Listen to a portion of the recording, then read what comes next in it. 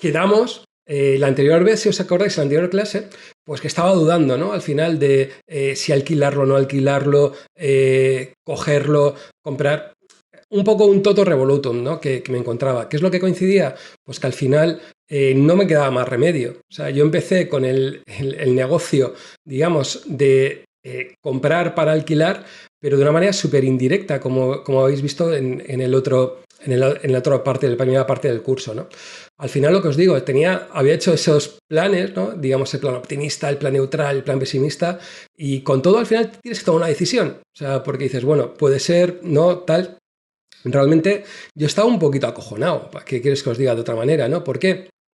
Porque es que al final ves en tu plan pesimista que te puedes cascarte 505 pavos y que, bueno, sí, se va pagando el piso, sí que puedes luego renegociar tal, pero siempre te da un poco de respeto, ¿no? ¿Por qué? Porque es que en mi entorno no he encontrado así a alguien que fuera ladrillero y que diría, no, es que estaba alquilando y hecho tal, ¿no? Entonces, pues como no conoces a nadie, pues tampoco tienes, digamos, esa experiencia para hacerlo, ¿no? Dentro de, digamos, de todo, ¿no?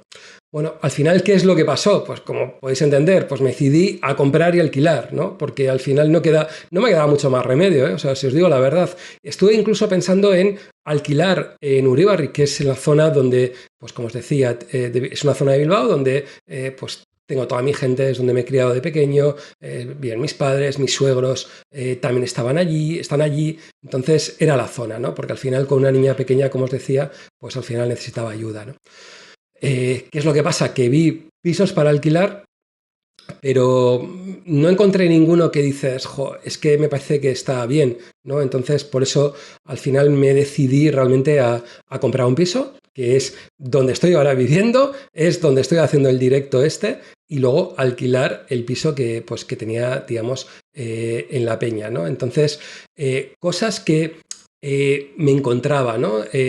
Vale, dices, tenemos la decisión de alquilar, correcto, vale, ¿y ahora qué? ¿No? Porque es que muchas veces pasa que la gente piensa, dice, no, alquilar es súper fácil, pero fijaros la cantidad de detalles que podemos tener en cuenta, ¿no?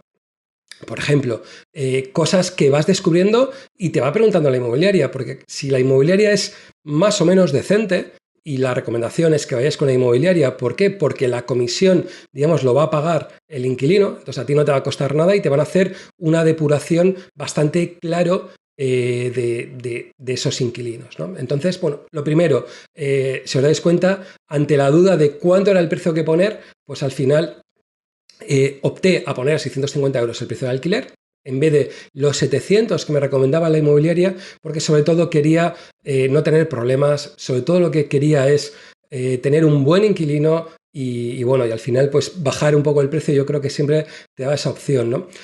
Recordar que el 50% de ese piso no era mío, no es mío, es que es de mi hija, ¿no? Entonces, al final pues tienes una responsabilidad y dices, mira, a ver si la voy a liar. No, paso de todo y lo alquilo, digamos, más barato, ¿no?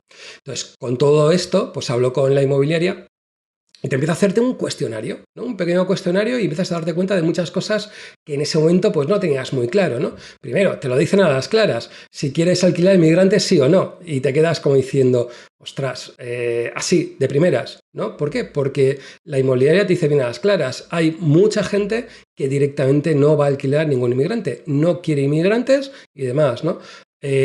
Yo la verdad que no tenía ninguno de esos problemas, o sea, de decir inmigrante me da igual, o sea, es más, me acordaba digo, es que mis padres, mi madre de Cantabria, mi padre de Valladolid, vinieron a Bilbao de muy jóvenes y eran igual de inmigrantes que cualquier persona, ¿no? Entonces, no tenía ningún sentido, ¿no? O sea, al final dice, bueno, pues sí, no tengo ningún problema.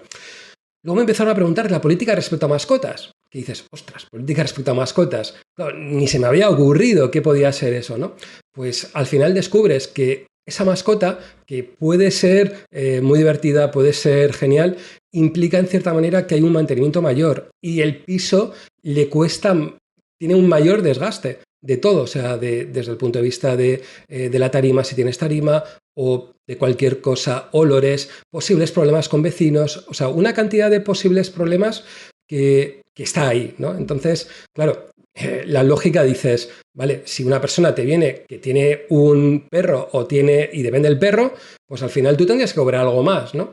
por eso, esa es la lógica económica que puedes pensar, ¿no?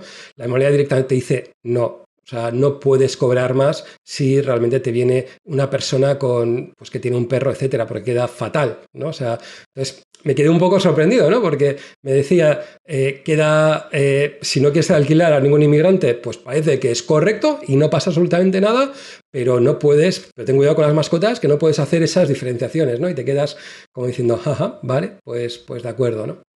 Realmente, en este caso, yo sobre todo pensaba que no, o sea, realmente era un piso donde había estado viviendo y solo pensar en que me lo podían destrozar cualquier animal, etcétera, pues dije, pues no, si no me queda más remedio, pues habrá que alquilarlo con mascota, pero si puede ser sin mascota, pues mejor.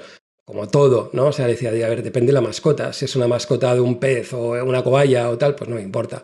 Si es un perro, es un gato o lo que sea, pues sí, ¿no? Porque es que incluso me decía la inmobiliaria que te encuentras con gente que te puede decir que tiene un perro y luego te aparece un pedazo perro que te la puede liar o que puede estar ladrando y ladrando y puedes tener realmente problemas desde el punto de vista del inquilino, ¿no? Entonces, son, digamos, una serie de puntos que hay que tener en cuenta, ¿no? A la hora de hacerlo, ¿no? Luego, políticas respecto a la RGI, ¿no?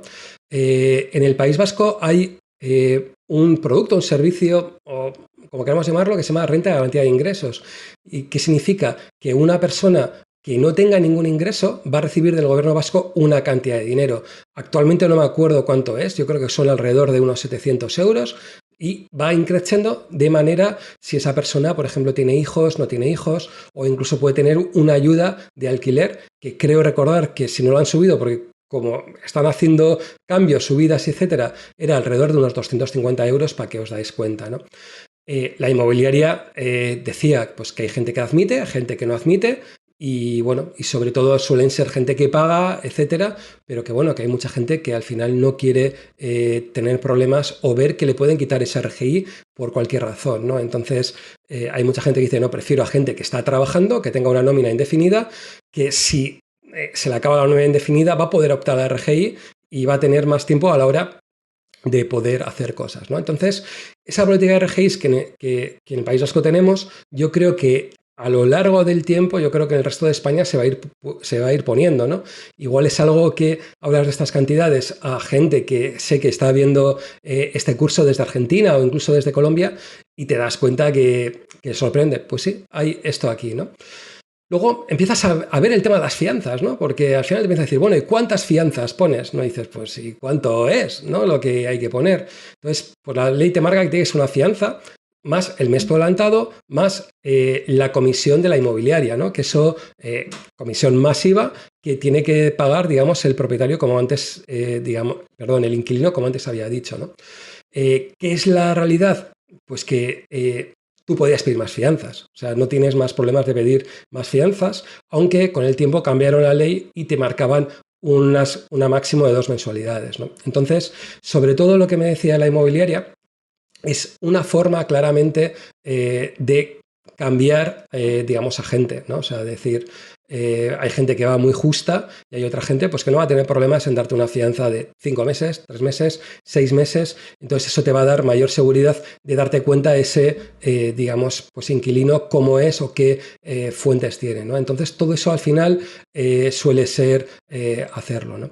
Con todo, lo que antes os decía, hoy por hoy la ley te marca 2 mensualidades de fianza máximas, aparte de lo que he dicho, esa mensualidad adicional de nada más empezar, más el de la inmobiliaria, etcétera, pero que realmente hay formas de saltárselo claramente, ¿no? Por ejemplo, lo que os comentaba, venta por muebles de X cantidad con opción de recompra al cabo del final del contrato. O sea, tú coges esos muebles, dices, estos muebles valen 6.000 euros, yo tengo un acuerdo contigo de que valen 6.000 euros y te doy la opción de dentro de 6 meses, de 6 años, o 5 años, o el tiempo que tengas el contrato, te los vuelvo a recomprar, ¿no? Y es una forma de terminarlo. O, por ejemplo, el tema de solitud de avales, que eso también es algo que se pide, ¿no? Entonces, empiezas a ver que todo esto hay bastante mundo, ¿no? Y luego lo que antes comentaba, ¿no? El seguro de impagos. La inmobiliaria me lo recomendó y recomendó, y al final, sobre todo por seguridad y pensar que tenía el 50% del piso es de mi hija y no quería tener ningún rollo, ningún follón, ¿no? Coincidía también, pues bueno, que la relación pues, con mis suegros pues, era más o menos buena, ¿vale? Dentro, digamos, de todo, pero siempre te quedaba la duda, ¿no? O sea, de decir, ¿y si pasa algo, pueden que me quiten a mi hija? Que yo qué sé, o sea, se te plantean todas las cosas que igual dices, esto no tiene ningún sentido, pero puede pasarte, ¿no? O sea, al final tú tienes que gestionar el dinero de una menor y dentro del dinero de la menor está esa parte de ese piso, que es una parte importante, y claro, tienes que intentar por lo menos que no te toquen un poco los huevos, perdón.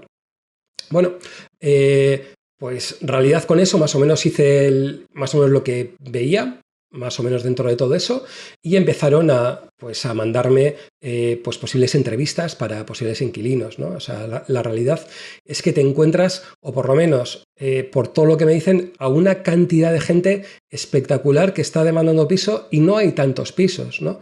Es algo que llevamos muchos años que está pasando, o sea, que no es algo nuevo, ¿no? Es decir, que tú pones un piso en alquiler y tardas años en alquilarlo, no. En una ciudad más o menos grande como puede ser Bilbao, Madrid, Barcelona, pues realmente vuelan, ¿no? Y realmente hoy por hoy el propietario es el que exige más que sea el inquilino que tenga ese grado de exigencia, ¿no? Igual dentro de unos años, pues todo eso cambia, o sea, que eso yo creo que hay que tenerlo, digamos, en cuenta, ¿no?